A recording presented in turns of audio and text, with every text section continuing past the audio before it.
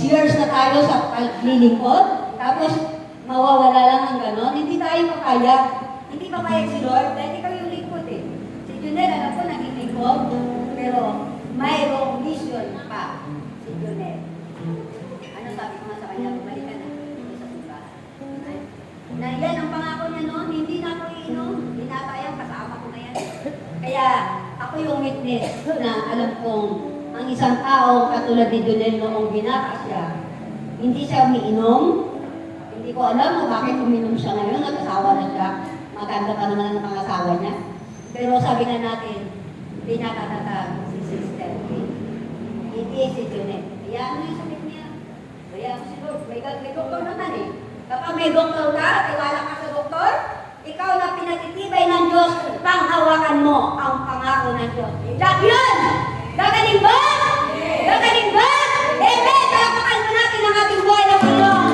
Maraming talapok! Yan! God is good! All the time! Yan! God is good all the time. Kaya nga sabi natin, doon sa pagsubok na darating, yun nga ang quota na sinasabi kong salasalabak ang ubat, pinatitibay ang aking inaanak. Ngayon pa? Ngayon pa? Sa'yo nga ako idol noong mga panahon noon sa pananampalataya. Kaya nga tayo naghuhugutan na tayo ng pananampalataya dito. Kung sino yung may natatatag ng Diyos, doon ka tumabi palagi. At yun, hahawaan ka ng ugat na ito. Amen? Naniwala kayo doon? Ano ba pagsubok kay Sister Mel? Hindi nga lang sakit.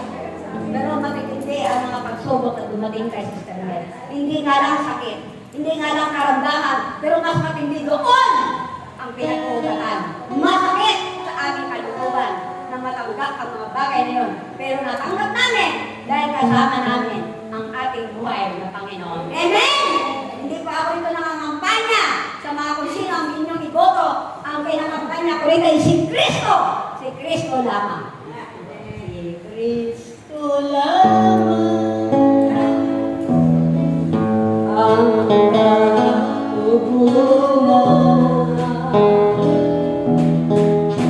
Si Kristo lamang ang kailangan.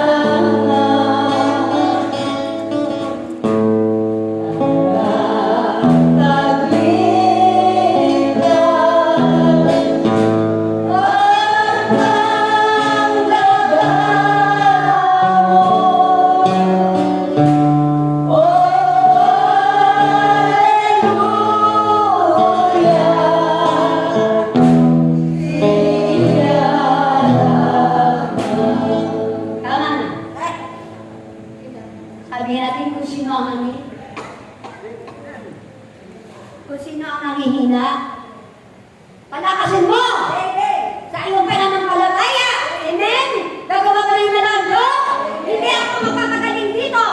At sinasabi ko, hindi ako nagsasalita. Ang Diyos mismo ang nagsasalita sa bawat isa sa atin. Kung ikaw ay maniniwala, mangyayari ba? At nangyari na nga! Sa buhay natin.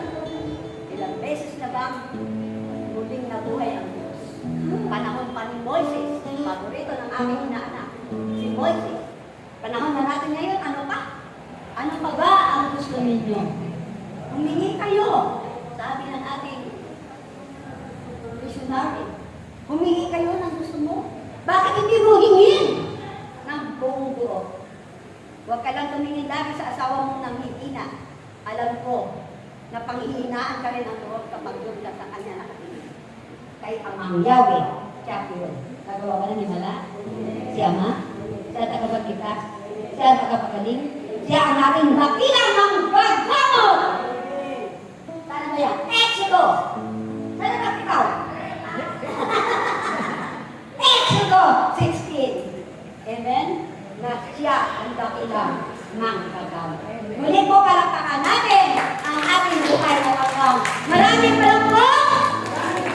Sana ba yung ating mga dyan? Yung runner natin. Isa pa ba? Isa pa ba? Katotoo? Ano ko sa kain? Isang na ako. Okay.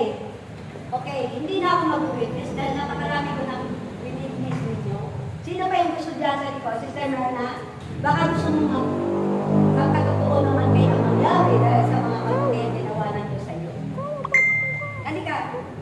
saan tayo nagsibalik dito?